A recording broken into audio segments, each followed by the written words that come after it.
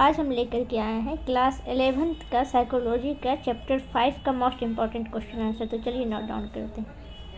हमारा पहला क्वेश्चन है, जाने दिव्यों की परिकल्पनाएं सीमाएं की व्याख्या कीजिए। तो इसका हमारा आंसर होगा, मानव जाने दिव्यों कुछ सीमा तक कार्य करती है। उदाहरण के लिए हमारी आँखें ऐसी चीज़ें नहीं देख पाती है जो अधिक धुंधली अथवा बहुत युतिमान होती है।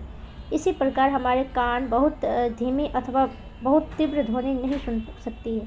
यही बात अन्य जाने निधियों के विषय में भी लागू होती है। मानव के रूप में हम उद्दीपन के एक सीमित सीमा प्रसार में कार्य करते हैं। हमारे संवेदन ग्रहों के ध्यान में आने के लिए उद्दीपों में दृष्टम तीव्रता अथवा परिणाम होना चाहिए। उद्दीपों एवं उनकी संवेदनाओं के माध्यम संबंध का अध्ययन जिस विधान शाखा में किया जाता है उसे मनोभौतिकी साइकोलॉजी कहते हैं। ध्यान में आने के लिए उद्दीप का एक न्यूनतम मान अथवा वजन होना चाहिए।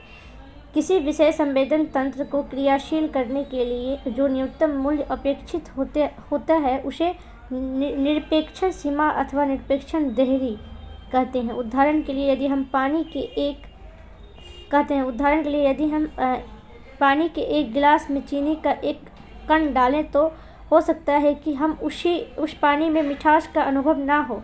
एक कण और मिलाने से भी हो सकता है कि स्वाद मीठा ना हो। लेकिन यदि हम एक कण डालते जाएंगे तो एक बिंदु ऐसा आएगा जब कहना होगा कि पानी अब मीठा हो गया है। चीनी के कणों की वह न्यूनतम संख्या जिससे हम पानी में मिठास का अनुभव करते हैं उसे मिठास की निरपेक्ष सीमा कहते हैं। उल्लेखनीय है कि निरपेक्ष सीमा निश्चित बिंदु नहीं होती है, बल्कि यह व्यक्तियों की अग्निज दशाओं एवं उनकी अभिप्रेरणात्मक स्थितियों के आधार पर विशेष रूप से सभी व्यक्तियों एवं परिस्थितियों में परिवर्तित होती रहती है। इसलिए उसका मूल्यांकन हमारे विविध प्रयासों में आधार पर करना चाहिए। 50% अवसरों पर चीनी के कणों की जिस संख्या से पानी में मिठास का अनुभव हो सकता है वह मिठास की निरपेक्ष सीमा होगी। यदि हम चीनी के और कणों को मिलाएं तो इसकी संभावना अधिक है कि पानी प्रायः मीठा ही बताया जाएगा, ना कि सादा।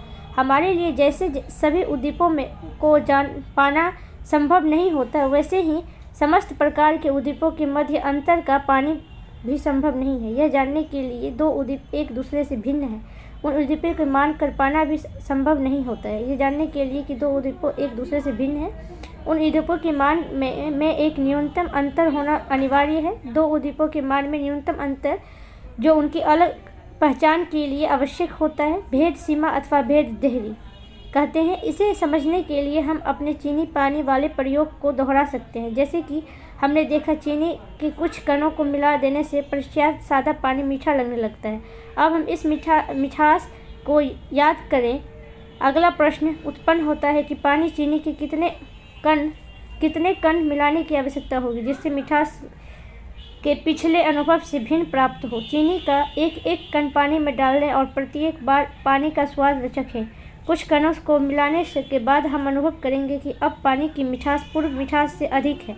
पानी में मिलाए गए चीनी के कणों की संख्या जिससे मिठास का अनुभव पूर्व में हुए मिठास के विष की तुलना में 50% अवसरों पर भिन्न हो सकती है, उसे मिठास की भेद देहरी कहेंगे। इस प्रकार उद्दीपों में वह न्यूनतम परिवर्तन जो 50% प्रयासों से संवेदन भिन्नता कराने में सक्षम है उसे भेद सीमा कहते हैं।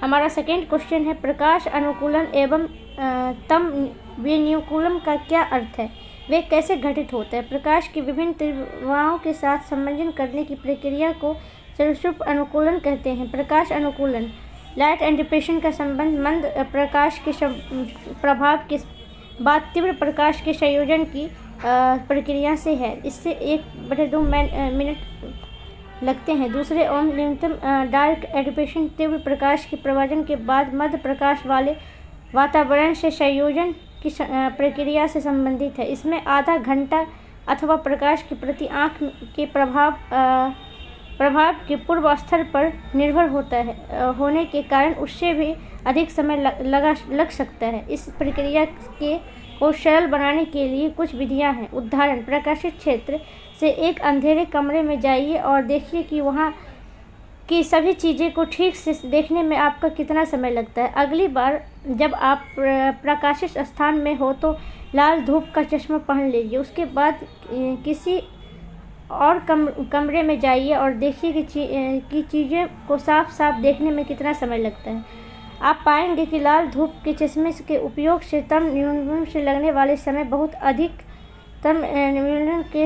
लगने वाले समय में बहुत अधिक कमी आ गई है।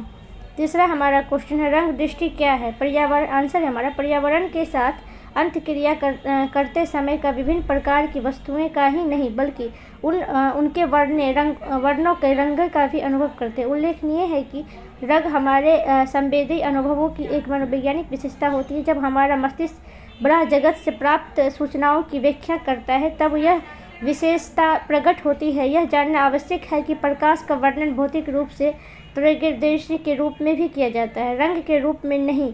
हम जानते हैं कि दृश्य स्पेक्ट्रम का ऊर्जा प्राय 380 से 780 नैनोमीटर होता है, जिससे हमारे प्रकाश ग्रहण पता लगा सकते हैं। दृश्य स्पेक्ट्रम के कम या अधिक ऊर्जा आँखें के लिए हानिकारक होती है। सूर्य के प्रकाश में इंद्रधनुष की तरह 7 रंग का मिश्रण होता है। प्रकाशित रंग violet, indigo, blue, green, yellow, orange तथा रेड संक्षेप में वैल्यूगर होते हैं। श्रवण संवेदना कैसे घटित होता है? 4 नंबर हमारा क्वेश्चन, इसका आंसर होगा पितृ ध्वनि कंपन को एकमत करती है तथा उसे श्रवण ध्रुव द्वारा कर्ण पटल तक पहुंचाती है। ट्रैम्पिक गुठलियों के कंपन 3 छोटी छोटी अस्थियों को स्थापित होता है जो उसके शक्ति में वृद्धि करने में आंतरिक कान तक पहुंचती है। आंतरिक कान में कलनीय ध्वनि तरंगों के ग्रहण करता है, ध्वनि तरंगों को ग्रहण करती है। कंपन द्वारा अंतरशिका गतिमान होता है जो कोली अंग में भी कंपन उत्पन्न करता है। अतः में श्रवण तंत्रिका को भेजा जाता है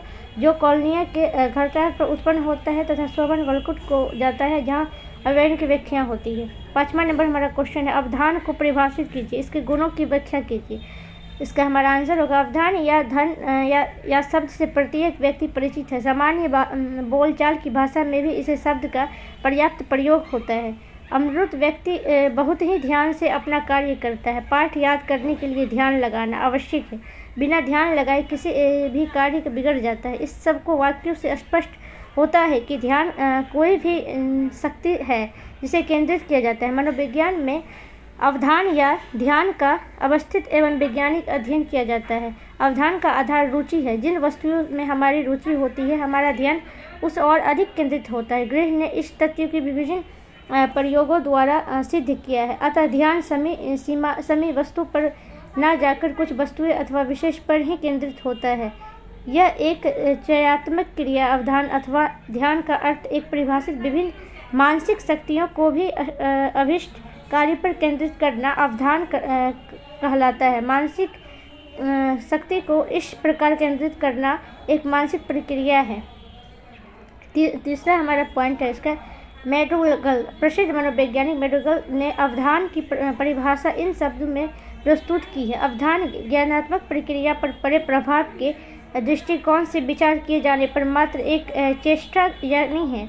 डबल ने अवधान का अर्थ इन शब्दों में स्पष्ट किया, यह किन्हीं अन्य वस्तुओं की अपेक्षा की किसी एक वस्तु का चेतना का संक्षेप में कहा जाता है कि अवधान एक ऐसी मानसिक प्रक्रिया है जिसमें विभिन्न मानसिक शक्तियों को स्पष्ट विषय वस्तु पर केंद्रित किया जाता है तथा इस स्थिति में अन्य विषय वस्तु की अवहेलना की जाती है। ध्यान अथवा अवधान की पूर्ण व्याख्या के लिए इसकी विशेषताएं का उल्लेख करना भी अनिवार्य है। आज के लिए इतना ही, मिलते हैं नेक्स्ट वीडियो में।